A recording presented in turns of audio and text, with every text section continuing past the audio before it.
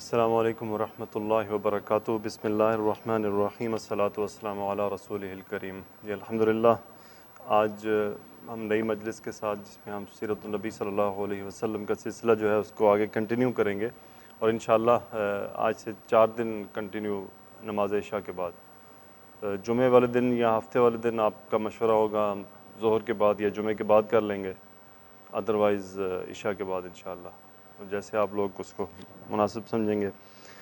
گزشتہ جو مجلس تھی اس میں ہم نے کیا دیکھا تھا، امپورٹنٹ پوائنٹ جو تھا لاسٹ والی میں، یعنی اس سے پیچھے والی، واقعہ فیل جو انتہائی اہم تھا رسول اللہ صلی اللہ علیہ وسلم کی زندگی سے پہلے۔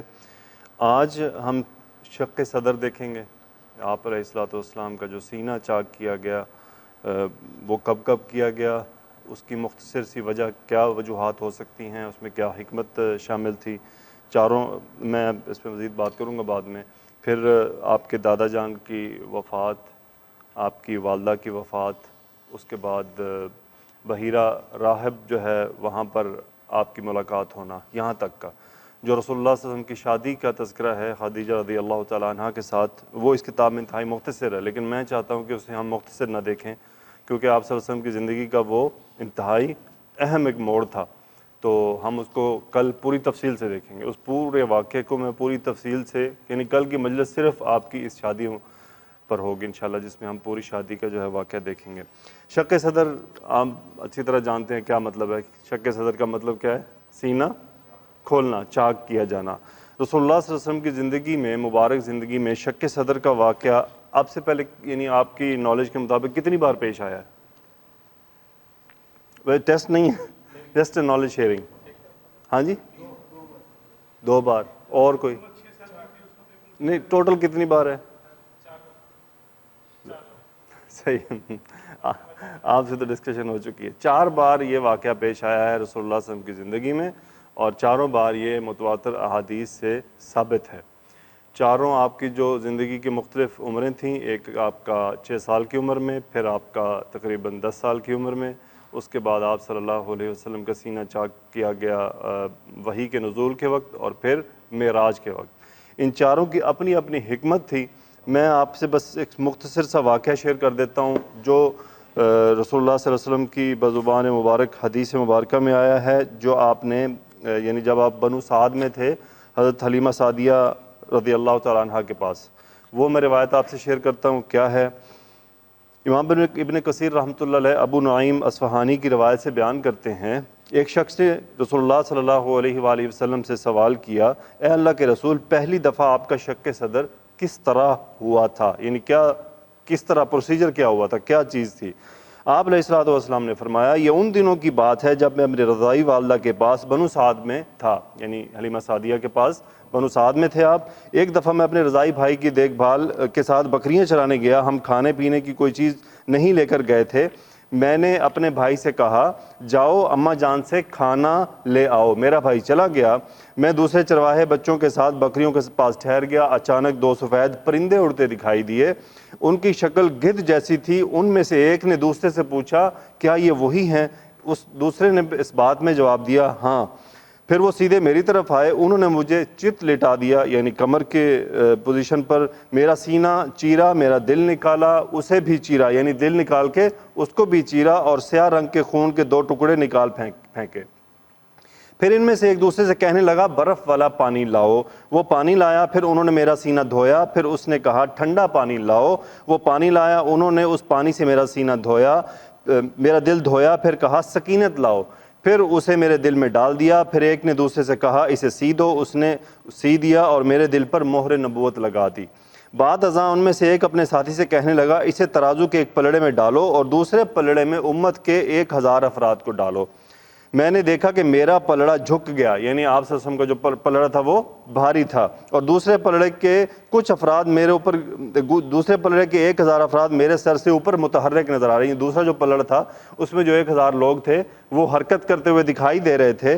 میں نے ان کا پلڑا ہلتا ہوا دیکھا، مجھے ڈر لگا کہ مبادا ان میں سے کوئی آدمی میرے اوپر گر پڑے۔ پھر وہ کہنے لگے، اگر تم دوسرے پلڑے میں ساری امت بھی ڈال دو پھر بھی انہی کا پلڑا بھاری رہے گا۔ یعنی اس پلڑے میں اگر ساری امت بھی ڈال دی جائے تو رسول اللہ صلی اللہ علیہ وسلم کا جو پلڑا ہے وہ بھاری رہے گا۔ میں گھبرا گیا، سیدھا اپنی رضائی ماں کے پاس پہنچا، انہیں سارا واقعہ بتایا تو وہ بھی گھبرا گئیں، فرمانے لگیں کہ یہ کوئی شیطانی کاروائی نہ ہو۔ پھر انہوں نے مجھ سے فرمایا میں تجھے اللہ کی پناہ میں دیتی ہوں۔ اس کے بعد انہوں نے اونٹ پر پالان کسا، مجھے اپنی گود میں بٹھایا اور ہم چل دیے، یہاں تک کہ انہوں نے مجھے میرے حقیقی والدہ ماجدہ کے پاس پہنچا دیا۔ ان سے حلیمہ نے کہا میں نے آپ کی امانت لوٹا دی اور اپنی ذمہ داری سے عہدہ بنا ہو گئی۔ پھر انہوں نے مجھ پر بیتنے والا سارا واقعہ سنایا۔ میری والدہ محترمہ بالکل پریشان نہ ہوئیں، بلکہ انہوں نے فرمایا انی رأیت خرج منی نور اضاءت منہ قصور الشام، جس وقت میں نے اسے جنم دیا تھا اس وقت میں نے دیکھ لیا تھا کہ میرے وجود سے ایک روشنی نکلی جس سے شام کے محلات چمک اٹھے۔ یہ تو جی وہ واقعہ ہے جو آپ صلی اللہ علیہ وآلہ وسلم کی بزبان مبارک ہے، ڈفرنٹ روایات میں اس کا تذکرہ آیا ہے۔ اس کے بعد ایک اور جو روایت ملتی ہے اس میں محل وقوع موجود نہیں ہے کہ محل وقوع کیا تھا، وہ مسلم کی روایت ہے، اس میں جبرائیل علیہ السلام ہے فرشتوں کی جگہ پر دل چیرنے والے، سینہ چیرنے والے۔ اچھا یہ ایک واقعہ امپورٹنٹ واقعہ ہے، اور آج کے جو لوگ ہیں ان میں مجھے نہیں معلوم آپ کا ایسے لوگوں سے واسطہ پڑا یا نہیں، لیکن میرا ضرور پڑا ہے کہ جو اس واقعے پہ بلیو نہیں کرتے۔ چلو جی، اس میں حکمتیں مختصر سے میں آپ کو شیئر کر دیتا ہوں۔ 4 بار انہوں نے لکھا ہے جی یہ واقعہ پیش آیا۔ شق صدر کی حکمتیں کیا تھیں؟ پہلی بار جب آیا وہ چھوٹی عمر میں تھا، جب نبی کریم صلی اللہ علیہ وسلم حلیمہ سعدیہ رضی اللہ تعالیٰ عنہ کا قیام فرما تھے، آپ کا قلب اطہر پہلی دفعہ چاک کر کے ایک سیاہ ٹکڑا نکالا گیا۔ آگے جی وہ فرماتے ہیں کہ پہلا واقعہ اس لیے تھا کہ آپ صلی اللہ علیہ وسلم بچے تھے، چھوٹی عمر کے تھے، آپ کے دل میں سے شیطان کے جو تمام اثرات ہیں ان کو نکال دیا گیا کہ آپ کی زندگی پر اس کے اثرات نہ ہوں اور آپ کی جو زندگی ہے اس قسم کے ہیلے اور چال بازیوں سے محفوظ رہے۔ دوسرا، جب آپ 12 سال یا 10 سال کی عمر کو پہنچے تو اب یہ وہ عمر تھی جب انسان جوانی میں داخل ہو رہا ہوتا ہے، تو اس وقت ایک انتہائی پروٹیکشن کی ضرورت ہوتی ہے آدمی کو۔ تو نبی صلی اللہ علیہ وسلم کا انتظام اللہ خود کر رہے تھے، آپ کی حفاظت ڈائریکٹ اللہ سبحانہ و تعالیٰ کر رہے تھے، کیونکہ آپ سے اللہ نے ایک بہت بڑا کام لینا تھا جو تا قیامت چلے گا۔ تو اس وقت آپ کے دل کو اسی طرح نکالا گیا، سینہ چاک کیا گیا۔ تیسری بار جب وحی آئی تو وحی کا وزن برداشت کرنا، وحی کی اپنی ایک جو ہے جلالت تھی، اس کے لیے آپ کا سینہ مبارک کو کھولا گیا۔ پھر جب چوتھی بار آپ کو اسراء و معراج کروایا گیا تو وہ بھی ایک انتہائی اہم موقع تھا کہ آپ نے وہ چیزیں دیکھنی تھیں کہ جو آپ کی نظر کو، یعنی آپ کے دل اتنا مضبوط ہونا چاہیے تھا، سینہ آپ کا یعنی اتنا مضبوطی چاہیے تھی آپ کو کہ آپ کو کوئی پریشانی نہ ہو، کیونکہ وحی کے بعد جو آپ کی زندگی میں دوسرا اہم ترین، بھاری ترین جسے کہہ سکتے ہیں نا، تو وہ معراج کا واقعہ تھا کہ آپ کو اللہ نے جنت اور جہنم کے نظارے کروائے۔ پھر اس سے بڑھ کر اللہ سے ملاقات ہوئی، آپ کی انبیاء کرام سے ملاقات ہوئی۔ یہ کوئی چھوٹا واقعہ نہیں تھا، یہ تو بہت یعنی عظیم واقعہ تھا آپ صلی اللہ علیہ وسلم کی زندگی میں۔ تو یہ وہ چند وجوہات تھی جو علماء لکھتے ہیں، باقی اس میں بہت ساری ڈیٹیل لکھی ہوئی ہے۔ چونکہ یہ بک میں نے آپ سے پہلے ہی بتایا کہ یہ بک انتہائی ہیوی بک ہے اس معاملے میں، کہ انہوں نے اسی ٹاپک کے اوپر کافی باتیں لکھی۔ ہم اس سے آگے چلتے ہیں اب کہ شک صدر پیش آ گیا، آپ کو آپ کی والدہ ماجدہ کے پاس واپس لایا گیا گھبراہٹ کی صورت میں کہ آپ مبادہ کوئی آپ کو کوئی تکلیف پہنچ جائے اور ان کے ذمہ سب کچھ لگ جائے کہ بچے کو نقصان پہنچا، تو انہوں نے اسی میں عافیت جانی کہ آپ کو آپ کی والدہ کے پاس پہنچا دیا جائے۔ آپ کی والدہ ماجدہ آپ کو لے کر عبد المطلب کے ساتھ اور ام ہانی کے ساتھ تشریف لے گئیں مدینہ منورہ اپنے شوہر کی قبر کی زیارت کے لیے۔ انہوں نے جو یہ سفر کیا تھا اس سفر کی ڈسٹینس تقریباً جو ڈسٹینس ہے 550 کلومیٹر بنتا ہے، جو راستہ انہوں نے اختیار کیا تھا، جو اس وقت اختیار کیا جاتا تھا۔ 1 مہینہ آپ نے وہاں قیام کیا، وہاں سے آپ واپس تشریف لا رہی تھی کہ راستے میں بیمار ہو گئیں، اور ابوا کے مقام پر جو ہم سب جانتے ہیں انتہائی مشہور جگہ ہے، وہاں پہ آپ کی طبیعت بگڑی اور آپ کی وہاں پہ وفات ہو گئی۔ آپ کی وفات وہاں پر ہوئی، آپ کے دادا جو ہیں وہ آپ کو لے کر ام ہانی کے ساتھ جو ہے وہ واپس مکہ تشریف لے آئے۔ یہ واقعہ تھا، اس نے آپ کے دادا کی جو کیفیت پر بہت گہرے اثرات چھوڑے، بہت دکھی کر دیا، آپ کو بہت پریشان کر دیا، کیونکہ والد تو تھے ہی نہیں، والدہ بھی چلی گئیں، بچہ تنہا ہو گیا، اور یہ وہ عظیم الشان بچہ تھا کہ اس سے آپ کو محبت بھی بہت تھی۔ تو آپ ان کے اکرام کیسے کیا کرتے تھے کہ جو خانہ کعبہ ہے اس کے سائے میں فرش لگایا جاتا تھا بیٹھنے کے لیے، کیونکہ سردار تھے تو یہ اس پر بیٹھتے تھے اور بچے سب نیچے آ کر بیٹھ جایا کرتے تھے۔ تو رسول اللہ صلی اللہ علیہ وسلم اسی فرش پہ اوپر بیٹھا کرتے تھے، جبکہ بچے انہیں کھینچ کے نیچے اتار لیتے تھے، بڑے جو مزید بزرگ ہوتے تھے، تو آپ کے دادا آپ کو واپس اوپر بٹھایا کرتے تھے اور فرمایا کرتے تھے کہ میرے اس بچے کی بڑی شان ہے، اور آپ کو ساتھ بٹھا کے آپ کی کمر مبارک پر پیار سے ہاتھ پھیرتے تھے، سہلاتے تھے، جیسا کہ آپ نے بھی دیکھا ہوگا زندگی میں کہ ہمارے جو بزرگ ہیں، دادا اور نانا خاص طور پہ، وہ اس قسم کے پیار اور شفقت دکھاتے ہوتے ہیں کہ بچے کو بٹھا کے ساتھ کمر پہ ہاتھ پھیرنا۔ تو یہ اس طرح ہوا کہ آپ کو انہوں نے بہت زیادہ محبت، بہت پیار دیا۔ ابھی آپ کی عمر تقریباً 8 سال اور 2 مہینے کی تھی کہ عبد المطلب کا بھی انتقال ہو گیا۔ اب آپ کی زندگی میں ایک نئی شخصیت آ گئی، وہ آپ کے چچا جان تھے ابو طالب۔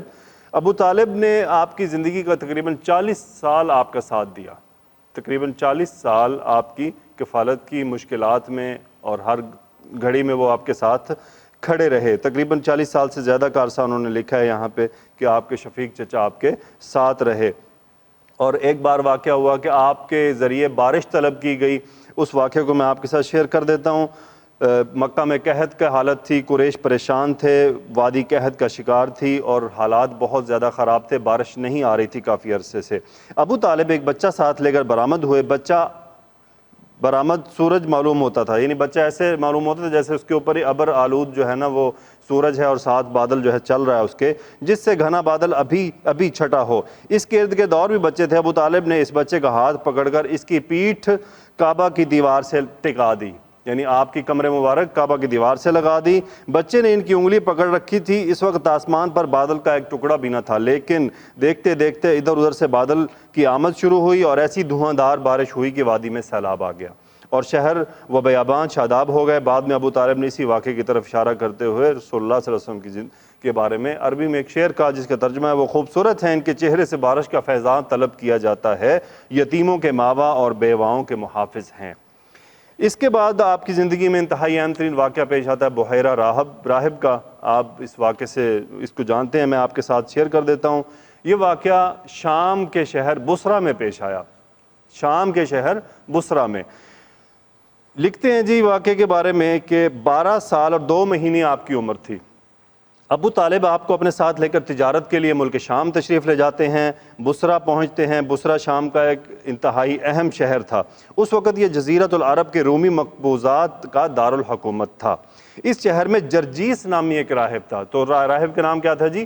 جرجیس، جو بحیرہ کے لقب سے معروف تھا۔ جب قافلے نے وہاں پڑاؤ ڈالا تو یہ راہب اپنے گرجا سے نکل کر قافلے کے اندر آیا اور اس کی میزبانی کی، حالانکہ وہ پہلے کبھی نہیں نکلتا تھا، یعنی وہ کبھی نہیں نکلتا تھا اپنے گرجا سے، لیکن جب اسے پتہ چلا کہ یہ قافلہ آیا، اس نے دیکھا تو وہ باہر نکلا اور ان کی میزبانی طلب کی۔ اس نے کہ میں آپ کی میزبانی کرتا ہوں۔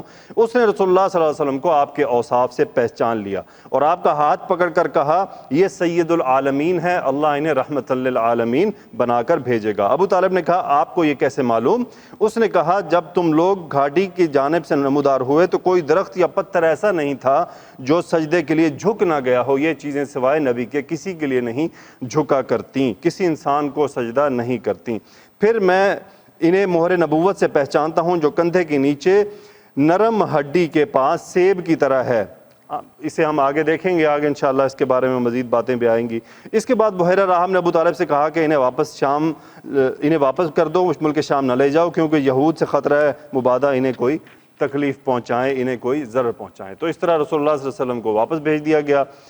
اس کے بعد آپ کی زندگی میں 2 اور واقعات بہت قیمتی آئے، امپورٹنٹ، جنگ فجار کے نام سے اور ایک حلف الفضول۔